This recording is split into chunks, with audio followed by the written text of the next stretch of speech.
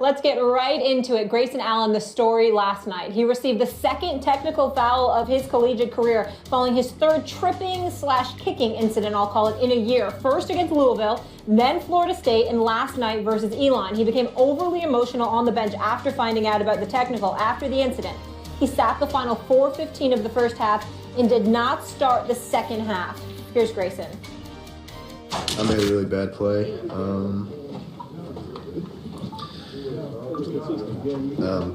Sorry to him, Santa Ana.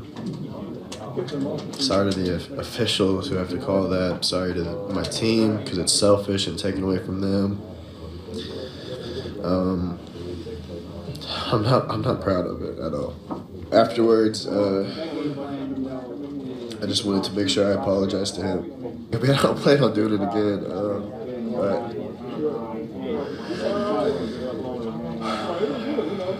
I made another mistake and to try to be better again, just like I tried to be better for past years. So in the aftermath, Coach K released the following statement this morning. We've had the opportunity to thoroughly review the incident involving Grayson Allen from last night's game against Elon. As I stated last night, the incident was unacceptable and inexcusable. He took an important step last night by apologizing in person to Santa Ana and Coach Matt Matheny. As a program, we need to take further steps regarding his actions that do not meet the standards of Duke basketball. To that end, we have determined that Grayson will be suspended from competition for an indefinite amount of time. Stephen A., how long should this suspension be? Well, I agree with my man Jay Williams. For our college basketball coverage, he does an outstanding job for us. By the way, was a bad boy, Wooden Award winner, player of the year, big time player, Jay Williams. Yep. I totally agree with him. Minimum 5 games. You have to do this. I'm not going to sit up here and excoriate a kid. He's a kid. He's a young man. At the same time, we wouldn't make excuses for anybody else. Let's not try here. This kid seems out of control. It wasn't just the incident itself. When he went to the bench, he seems like there's something missing. There's something wrong. And I'm the kind of person that you look at things from afar, you see what you see, you call it like you see it. But at the same time, when you communicate with people or those close to them and you get some insight, Max, into who they are and how they think and what they endure, you try to harbor an elevated level of sensitivity. I've spoken to J.J. Redick of the Clippers about this kid because J.J. Redick came to his defense a few months ago when he made this mistake last year. And I respect the hell out of J.J. Redick. He's a fantastic player, was feisty, had an attitude. Duke walks into a stadium when he started at Duke. People throwing stuff at you, people saying all types of stuff from you. It gets your competitive juices and adrenaline flowing. We get all of that. But J.J. Redick, a Christian Laettner in the past for Duke, their heads seemed on straight. They just didn't mind being bad boys from time to time. That's competitive. It's not out of control. Grayson Allen seems to be out of control. And that's what I find problematic in this entire equation. I'm not saying that you just suspend him for 5 games because of what he did. I'm saying you suspend him the minimum of 5 games, which, by the way, Max, is against Virginia Tech, Georgia Tech, Boston College, Florida State, and Louisville. You suspend him because you have to get to the bottom of what on earth is going on with this kid. He does not seem stable looking at him last night. I think the reason you have to suspend him for 5 games, and I agree with my man Jay Will, I mean, he's right about this. Right. Is because he touched the stove and he didn't get burnt yet. He needs to feel it burn for his own good, let alone to set a standard of acceptable behavior. We talked about Boogie Cousins yesterday a bunch, and Richard Sherman, who both, I felt, gave into moments of emotional weakness. You know, everyone's faced with this throughout their lives, but especially in the crucible of competition with the cameras on you and everything, their temptation is to give in and be weak in that moment, especially a very competitive person who's beaten on the play. I mean, this keeps happening to him when he has no other way of affecting the play. He sticks out his foot, which is dirty, but it's like the competitiveness gets the better of him in such a way that he fails that emotional test. And he knows he was on the hook for this anyway. Like, he knows people are watching for that. So for him to do it tells me that it's an impulse control problem. And then it's a matter of how do you rein that in? And he won't be able to rein it in if he just gets away with it. He needs to be suspended. So Richard Sherman, if you look at the way he dealt, now he did get caught, but if you look at the way he dealt with intimidating someone in the press, it seems to me that he's internalized throughout his life, because he's an evolved and educated person, the right way to do things. And when it was brought to his attention, maybe whether or not he wanted it to, look, you got caught doing this, he said, okay, you know what? That's not who I want to be. That's wrong. And the way he went about explaining himself, you think he's going to be okay. Richard Sherman's okay as character. Boogie Cousins was a little bit different. Boogie Cousins, you feel like, is he saying that because he feels like he has to? And will he ever get his impulses under control? And Grayson Allen here, who's their best player, you know, he can ball, but you get the same feeling more along the lines of Boogie Cousins, where you feel, at least I feel, as though he keeps failing this emotional test. He gives in to he can't even call it the easy way out because of the repercussions, but he gives into that weakness and is willing to impulsively do something outside the rules when he can't win within the rules. So for everyone involved, including for him, he's got to feel it burn right now. If you touch the stove, you got to have a third-degree burn right now. A couple of things is very, very important that we need to address. Number one, you've got people that sit there and they look at the Golden State Warriors, for example, and think about how if Draymond Green had not been suspended for Game 5 due to the kick in Game 4, they would be back-to-back champions. So I've got folks hollering at me talking about if Draymond Green's going to get character assassinated, if he's going to get raked through the coals, Grayson Allen needs to have the same. Not necessarily so. Draymond Green is being paid handsomely as a professional who went to college, played collegiate basketball for Tom Izzo. So you've went through that period. Grayson Allen is still a relatively young man on the collegiate level. Getting to your point in terms of impulse, reacting off of impulse and what have you.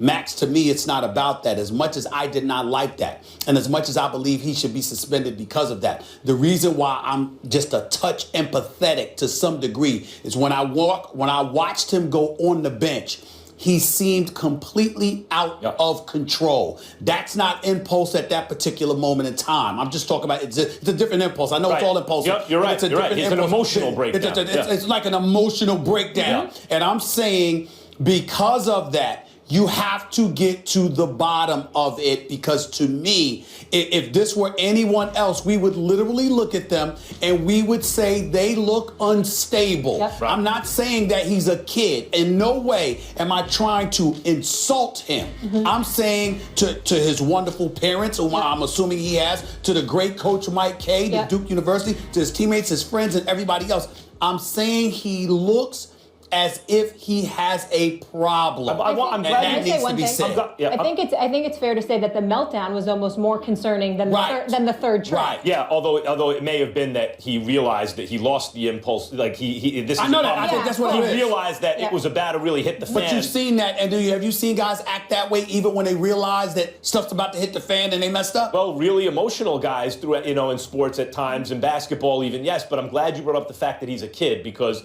I also have reservations about being overly critical of college players. Mm-hmm. They're not professionals. They're not quite adults yet. And when you see them weeping in the locker room, or weepy in the locker room, realizing the magnitude of what they've done, or in this case, what Grayson Allen's done, I do feel more sympathetic and protective of that than if he makes the NBA and has a career and does this as a professional. At that point, my attitude in terms of how much sympathy I have for him in that moment likely changes. Real quick before we move on, a couple updates from the ACC. A source at the ACC saying the league agrees with the decision of Duke and Coach K, and one ACC head coach said that Allen needs help to handle his actions, and a Duke source reiterating Thursday morning that the school needed time to review and have the appropriate conversations before determining a course of action. So we've reacted to what Coach K said this morning in a statement. Let's take a listen to what he said about it right after the game, though.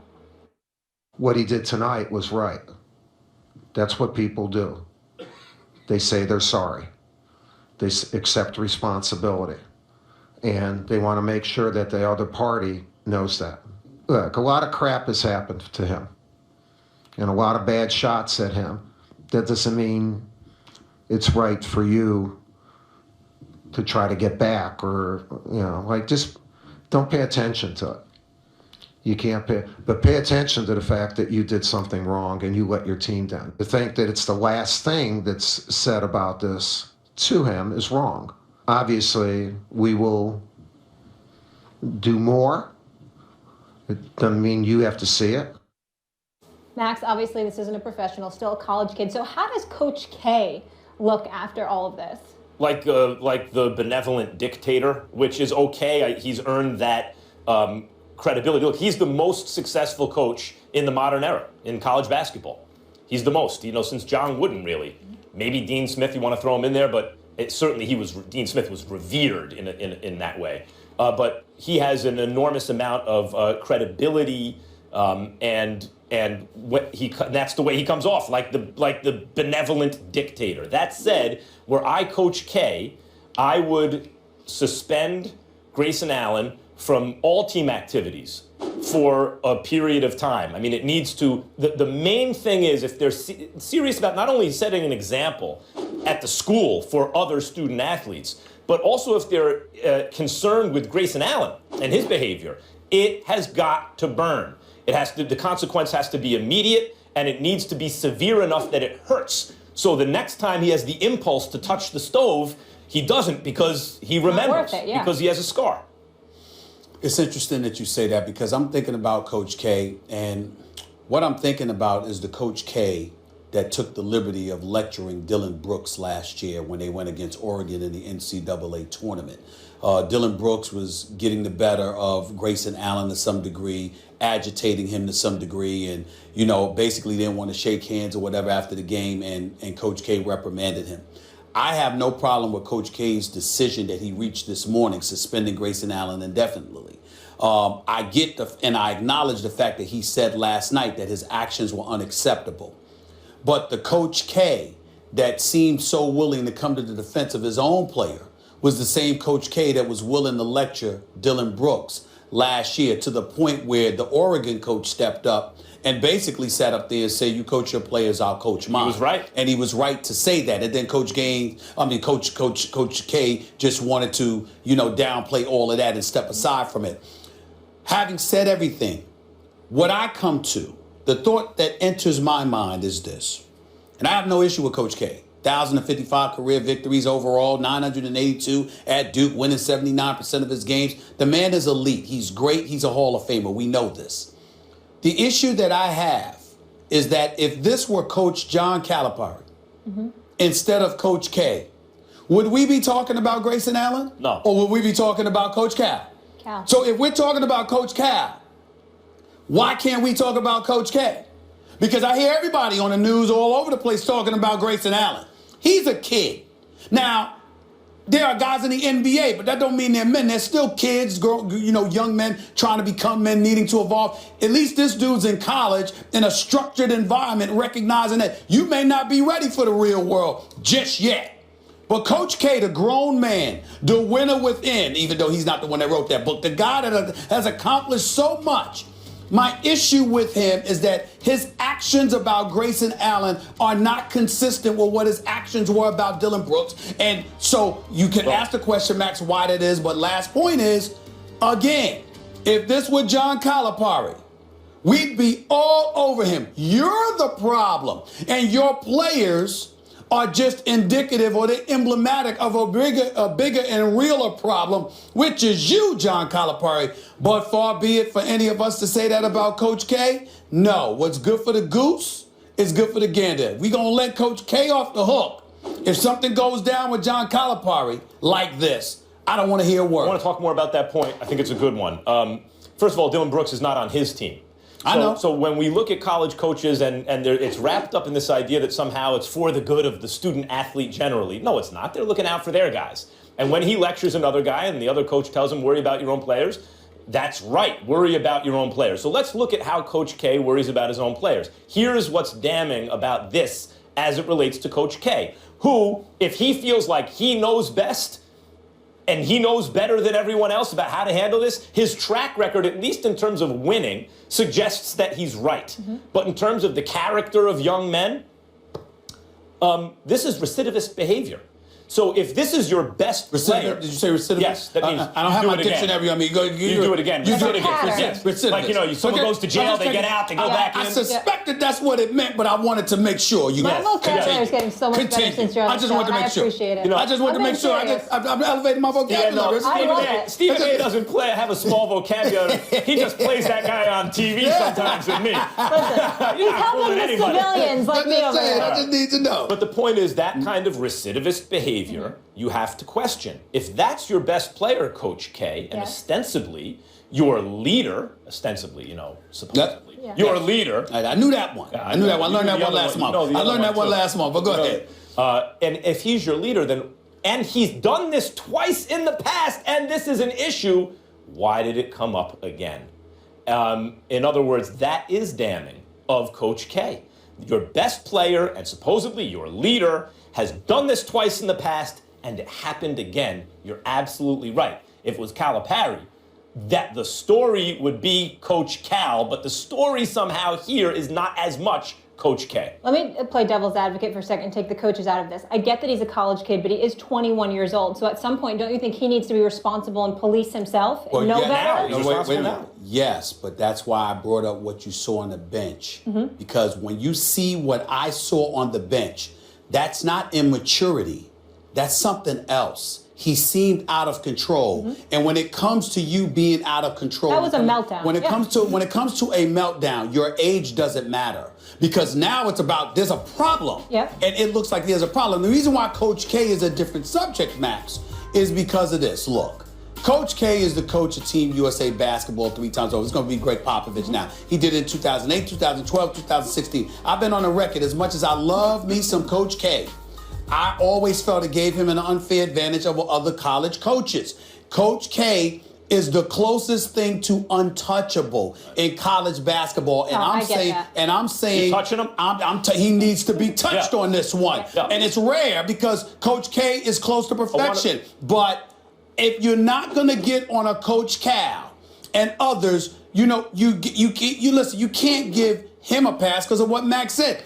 This is the 3rd time, so why wasn't this addressed your best before? player and leader, and that's a reflection on the coach. I think in some way it has to be, just as the success is a reflection on the coach. I want to bring up one name quickly. Ron Artest, Meta World Peace, right? Okay, so a good dude. Anyone who knows will tell you it's a really good dude. And he had an impulse control issue for a lot of his career and could melt down. And he has taken steps to address that and has worked on himself and has talked about mental health, etc., and has transformed himself. I'm sure he still struggles with it, from someone who that was a major issue to someone who is really a role model in many respects now.